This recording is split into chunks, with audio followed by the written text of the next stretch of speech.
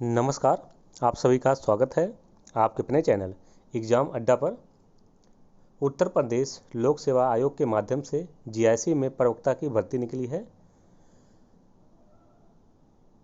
मित्रों, आप लोग आवेदन करने से पहले 20 महत्वपूर्ण बिंदु आप लोग अच्छी तरीके से जान लीजिए। अगर आप लोग 20 महत्वपूर्ण जो बिंदु है अच्छे तरीके से समझ लेते हैं, आपके फॉर्म भरने से लेकर आपके सिलेक्शन तक के लिए बहुत ही महत्वपूर्ण होने वाले हैं। अगर दोस्तों कोई भी इन महत्वपूर्ण जो 20 बिंदु हैं कोई भी आप गलत करते हैं तो आपका अभ्यर्थन दोस्तों निरस्त कर दिया जाएगा। जो भी आप फॉर्म भरेंगे या आपका सिलेक्शन होता तो दोस्तों लास्ट में जाकर आप लोगों को नियुक्ति पत्र नहीं दी जाएगी।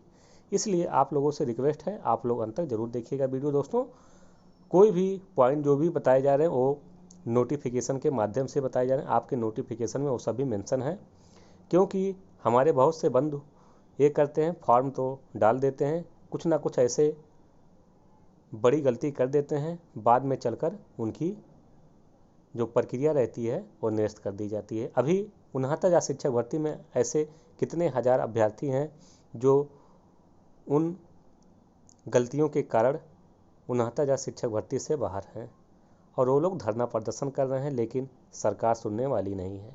कोर्ट भी कह चुकी है अगर आप लोग सही से फॉर्म नहीं भर सकते तो आप लोग शिक्षक बनने के लायक भी नहीं हैं। तो इसलिए दोस्तों आप लोग 20 जो महत्वपूर्ण बिंदु हैं इसको अच्छे तरीके से समझ लीजिए, जान लीजिए, उसके बाद ही आप लोग फॉर्म भरिए। तो आइए दोस्तों स्टार्ट करते हैं। 20 महत्वपूर्ण बिंदु कौन कौन से हैं।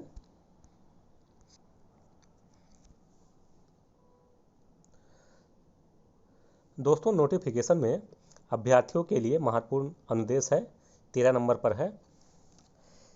20 महत्वपूर्ण पॉइंट दिए गए हैं। अगर आप लोग अच्छे तरीके से समझ लेते हैं तो आप लोगों को किसी भी तरीके से कठिनाई नहीं आने वाली है आपके सिलेक्शन से लेकर, फॉर्म भरने से लेकर सिलेक्शन तक में।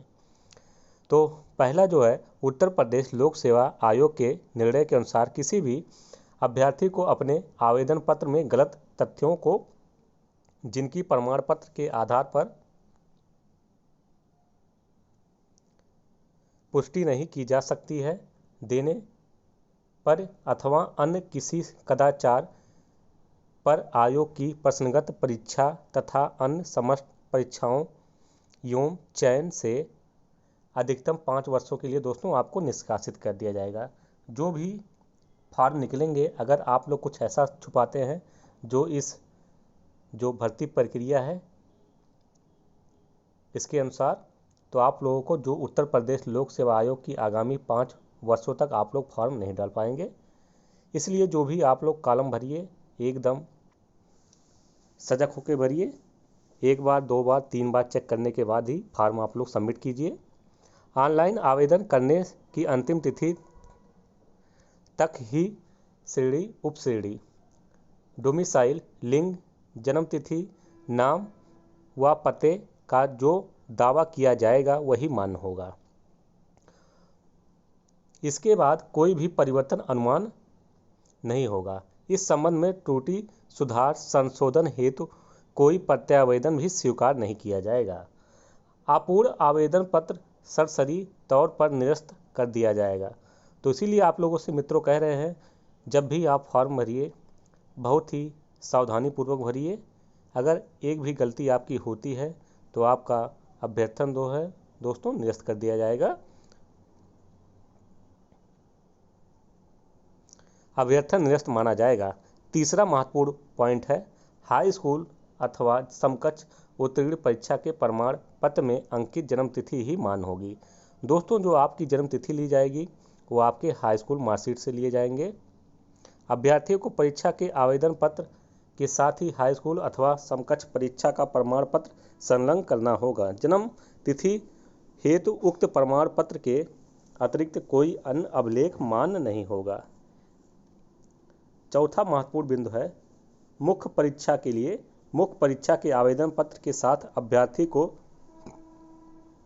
शैक्षिक योग्यताओं के संबंध में किए गए दावे की पुष्टि में अंक पत्र, प्रमाण पत्र एवं उपाधि की स्वतः प्रमाणित प्रति संलग्न करना होगा।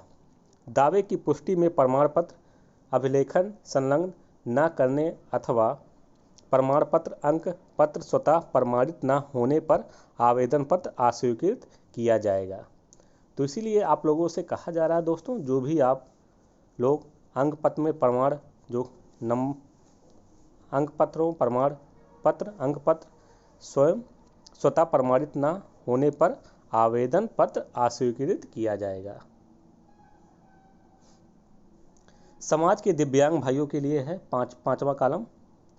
अभ्यर्थियों को उत्तर प्रदेश लोक सेवा शारीरिक रूप से विकलांग स्वतंत्रता संग्राम सेनानी के आश्रित और भूतपूर्व सैनिकों के लिए आरक्षण संशोधन अधिनियम 2018 की धारा 3 में उल्लेखित दिव्यांगता से ग्रस्त होने संबंधी प्रमाण पत्र जो सक्षम जिलाधिकारी, सक्षम चिकित्सा अधिकारी, विशेषज्ञ द्वारा निर्गत एवं मुख्य चिकित्सा अधिकारी द्वारा प्रति हस्ताक्षरित हो, प्रस्तुत करने पर शासन द्वारा चिन्हित किए गए पदों पर दिव्यांग की उपश्रेणी के अंतर्गत ही आरक्षण का लाभ अनुमान किया जाएगा।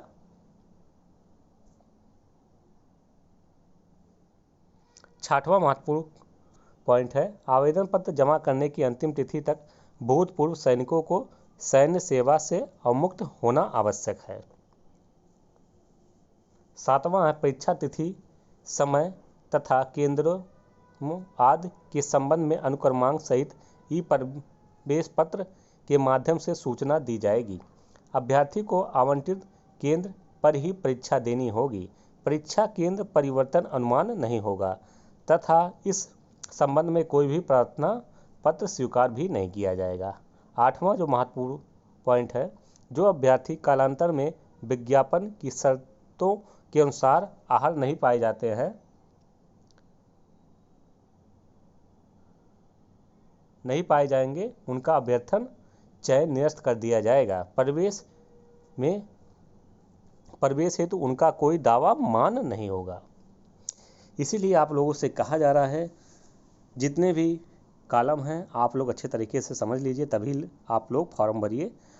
9वां है, आवेदन पत्र निर्धारित प्रारूप पर न होने, आवेदन पत्र में जन्म तिथि का उल्लेख न करने पर तथा त्रुटि जन्म तिथि अंकित करने पर अधिवयस्क या अल्पवयस्क होने पर न्यूनतम शैक्षिक अर्हता धारित न होने पर आवेदन पत्र प्राप्त किए जाने हेतु निर्धारित अंतिम तिथि के बाद आवेदन पत्र प्राप्त होने पर तथा आवेदन पत्र की घोषणा पत्र के नीचे हस्ताक्षर न करने पर आवेदन पत्र अभ्यर्थन निरस्त कर दिया जाएगा।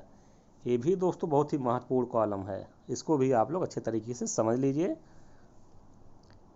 जो घोषणा पत्र रहता है लास्ट में, आवेदन पत्र के घोषणा पत्र के नीचे हस्ताक्षर न करने पर आवेदन पत्र अभ्यर्थन निरस्त कर दिया जाएगा।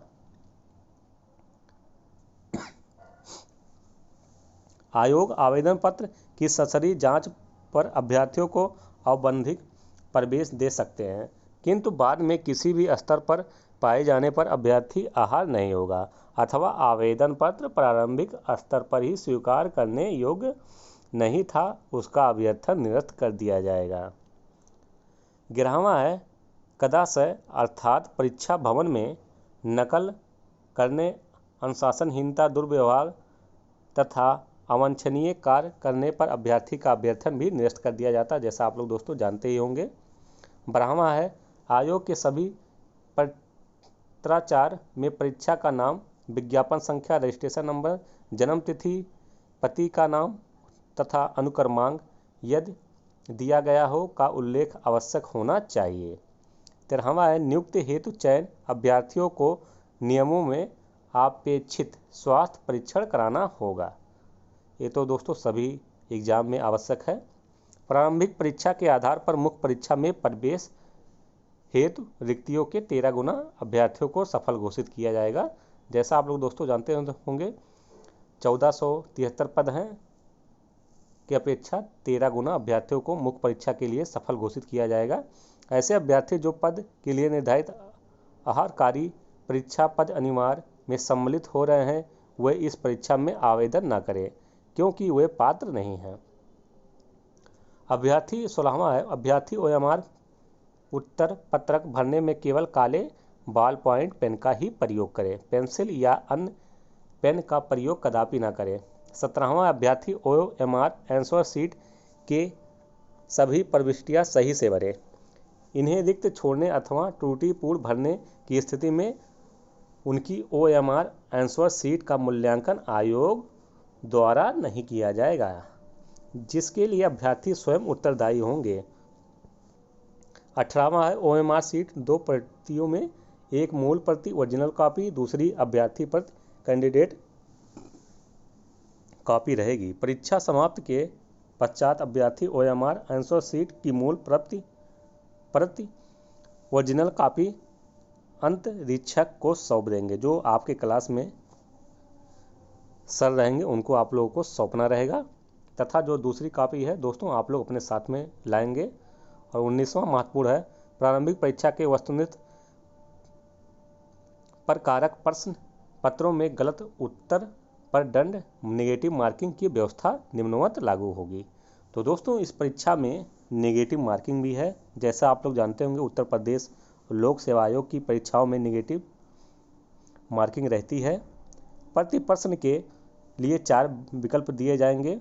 उम्मीदवार द्वारा प्रत्येक प्रश्न के लिए दिए गए एक गलत उत्तर के लिए प्रश्न हेतु नियत किए गए 1/3 दंड के रूप में काटा जाएगा। जैसे दोस्तों अगर आप लोगों का एक क्वेश्चन सही होता है और 3 क्वेश्चन गलत हो जाते हैं तो सब मिलाकर दोस्तों 0 हो जाएगा।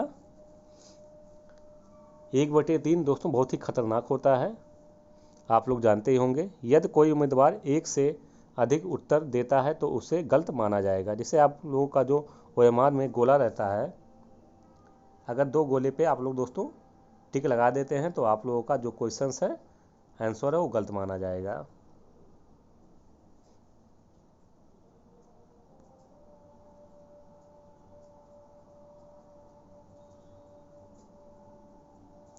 अनुसूचित जात अनुसूचित जनजात अभ्यर्थियों को न्यूनतम दक्षता मानक 35% निर्धारित है, अर्थात इन श्रेणियों के अभ्यर्थी यदि प्रारंभिक मुख्य परीक्षा में 35% से कम अंक प्राप्त करते हैं वे श्रेष्ठता चयन सूची में सम्मिलित नहीं किए जाएंगे। इसी प्रकार श्रेणी के अभ्यर्थियों को न्यूनतम दक्षता मानक में 40% निर्धारित है, अर्थात ऐसे अभ्यर्थी यदि प्रारंभिक मुख्य परीक्षा में 40% से कम अंक प्राप्त करते हैं वे श्रेष्ठता चयन सूची में सम्मिलित नहीं किए जाएंगे। ऐसे सभी अभ्यर्थी आयोग द्वारा निर्धारित न्यूनतम दक्षता मानक से कम अंक पाने पर अनर्ह किए जाएंगे। तो दोस्तों जो SC ST के भाई हैं उनकी 35% और सभी के लिए आपके 40%।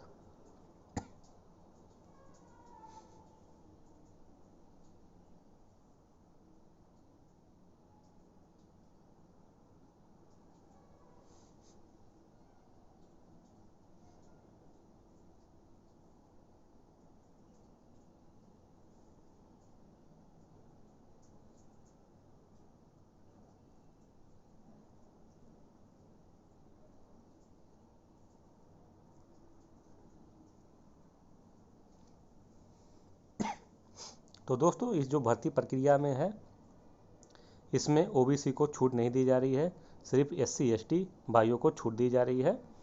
और जनरल वाले हों या OBC वाले हों उनको 40% अंक लाना ही होगा। तो दोस्तों ये थी महत्वपूर्ण जानकारी आप सभी मित्रों के लिए जो भी उत्तर प्रदेश लोक सेवा आयोग से GIC के प्रवक्ता की भर्ती निकली है। ये 20 महत्वपूर्ण ऐसे पॉइंट हैं जो आपके फॉर्म भरने से लेकर आपके सिलेक्शन तक के लिए बहुत ही महत्वपूर्ण सिद्ध होने वाले हैं। दोस्तों अगर आप सभी को वीडियो पसंद आया तो इस वीडियो को आप लोग अधिक से अधिक शेयर कर दीजिए। अभी तक आप लोगों ने अपना चैनल एग्जाम अड्डा सब्सक्राइब नहीं किया मित्रों, सब्सक्राइब कर लीजिए, बेल आइकन बिल प्रेस कर लीजिए। इस चैनल के माध्यम से ऐसे ही जानकारी आप सभी मित्रों के लिए प्रोवाइड कराए जाते हैं।